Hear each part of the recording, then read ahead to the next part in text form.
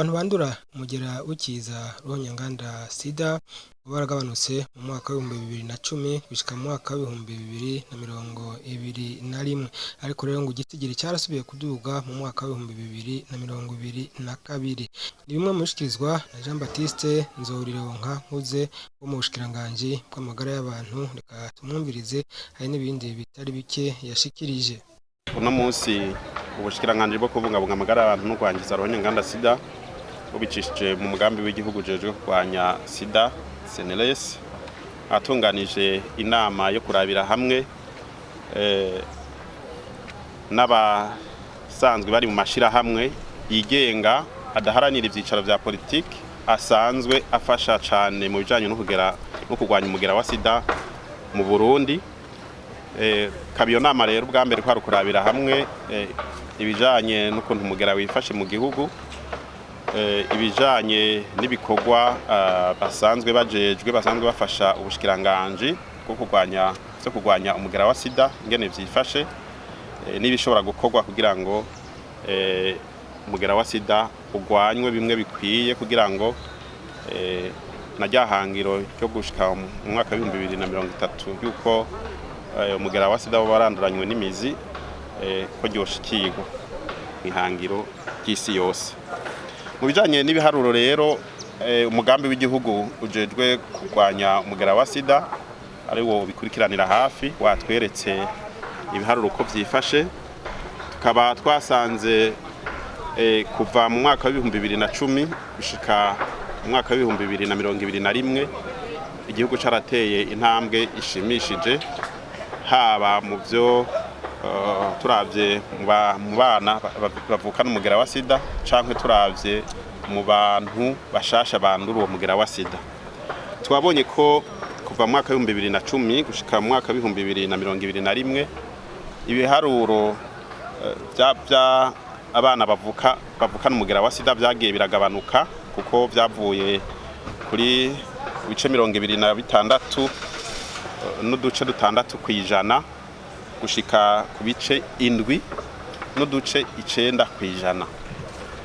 Ariko turavye kuva mu mwaka wa 2021 gushika mu mwaka wa 2022 ibiharuro byatanguye kongerekana kuko nkuko umugambi w'igihugu wabitweretse byavuye kuri bya bice 7 n'uduce 9 kwijana bija ku bice 12 n'uduce 3 kwijana. Murumva ko kuva mu mwaka wa 2021 ibiharuro byatanguye kuduga. Nico kimwe no muri bashasha bandura umugera wa sida kuva mu mwaka wa 2010 gushika mu mwaka wa 2021 naho nyene ibiharuro byagiye biragabanuka kuko byavuye ku bene gihugu batowe umugera wa sida 3,929 bishika ku 2,243 aho hari mu mwaka wa 2021. Ariko rero mu mwaka wa 2022 ibiharuro bitwereka ko byongerekanye kuko vyaciye bija ku 2,344. Ico twoshima nuko ibijanye n'abitaba Imana biboneka ko bo batwaye n'umugera wa sida bitaciye biguma bikurikira ibindi biharuro by'ubwandu bushasha kuko mu 2010 abitavye Imana biboneka ko batwaye n'umugera wa sida bagera ku 5,882 ariko mu mwaka wa 2021 bari 1,299. Iciza rero mu mwaka wa 2022 ivyaciye vyongerekana nkuko nabandura bari bongerekanye, byameze nk'ibigabanuka naho ni ari gatoyi kuko babaye 1,216. Turavye rero ibishobora kuba bituma uwo mugera wa sida uma wiyongera, bwa mbere ku bana bawuvukana nuko igitigiri cy'abavyeyi bapimisha imbanyi mu mezi 3 ya mbere usanga kigenda kigabanuka. kandi iyo umuvyeyi apimishije imbanyi hakiri kare mezi 3 ya mbere baca mupima umugera wa sida.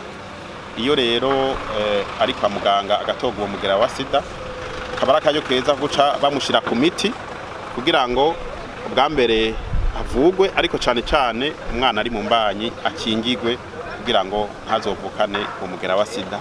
Tukabasaba kandi nuko no kwibaruka bo kwibarukira kwa muganga kugira ngo babafashe gukingira umwana baba ariko baribaruka, eka no mukonsa bakabandanya bakurikiza impanuro baba bahawe kwa muganga, kuko turazi ko hari ibiringo bitatu umwana ashobora kwanduriramwo umugera wa sida.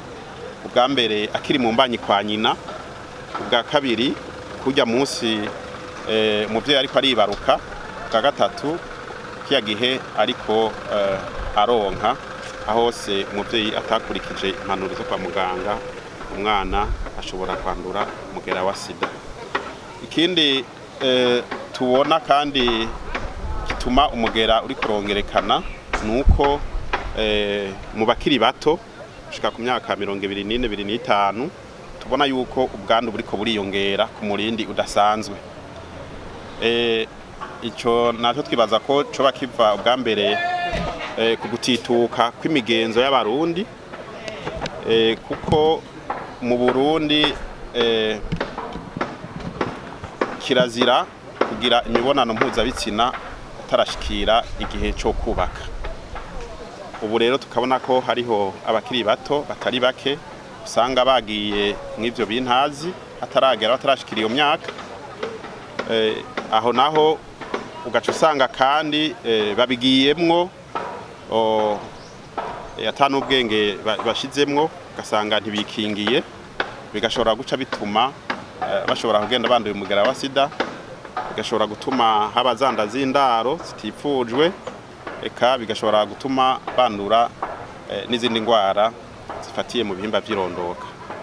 Ego dusaba rero yuko abakiri bato bose yuko bo kwirinda izo ngeso mbi z'ubusambanyi z'ubashurashuzi, kuko nizo zishobora kubakwegera nk'izo ngorane zose gushika ku munsi bazokubaka ingo zabo. Nawe Hamza Vena burikukiye umukuru w'ihuriro ry'inani z'abagendana umugera wa sida mu Burundi, ashikiriza ko mu byo bajejwe ari kwigisha abantu kwihutira kuja kwipimisha kuraba ingene amagara yabo yifashe, gutyo ngo bamenye ingene bifata. Eka nawe nyene tumwumvirize.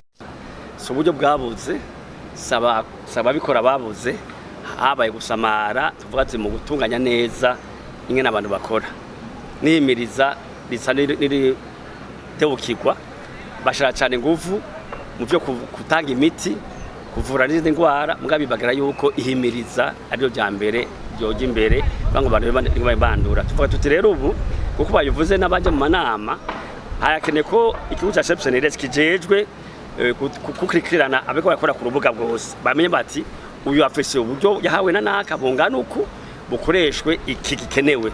Aho dusanga rero by'ukuri ndusanga abantu bamwe bahuriye hamwe bakora igikorwa kimwe, kandi hari ahandi hantu agikeneye ko bakorerwa abuzo wakorera, kandi uburyo mu gihugu bukora busa n'uburundanye hamwe, kandi jya no hino usanga by'ukuri ari ibikorwa bigikenewe kugira ngo bikorwe ko. Kandi akaba n'imigwi bavuga ko nayone ari imigwi isikaye ibangamirwa kwandura, niya migwi wumvise bakunda kuvuga aba bahuzi ibitsina babisangiye, aba badandaza imibiri n'aba bafata ibiyarura mutwe. Abo rero mu nyifato zabo dusanga by'ukuri hari bituma aho nahone umugera wa sida wamenera. Nico gituma rero hatabaye izindi ngamba zo kuraba ko iyo migwi nayone yo kuregwako, canke bakaraba ingene kumbure no mu ndero y'ikirundi aho bayimiriza cyo ko abantu bahindura iyo ngendo niyo nyifato. Numva niyo ni ikindi kintu kizacongereza ubwandu bwa sida. Nibaza ko rero ababijejwe bose mu ndinganizo baringaniza ivyo nibaza ko bariko bikorerako. Tuvuga tuti rero ico ni kiga kabiri, uretse ko gusamara kutatunganya neza umugambi n'uburyo abukeneye gukorwa, ariko niyo indi migwi y'abo bantu iza kandi nayo kubangamirwa mu kurondera umugera wa sida.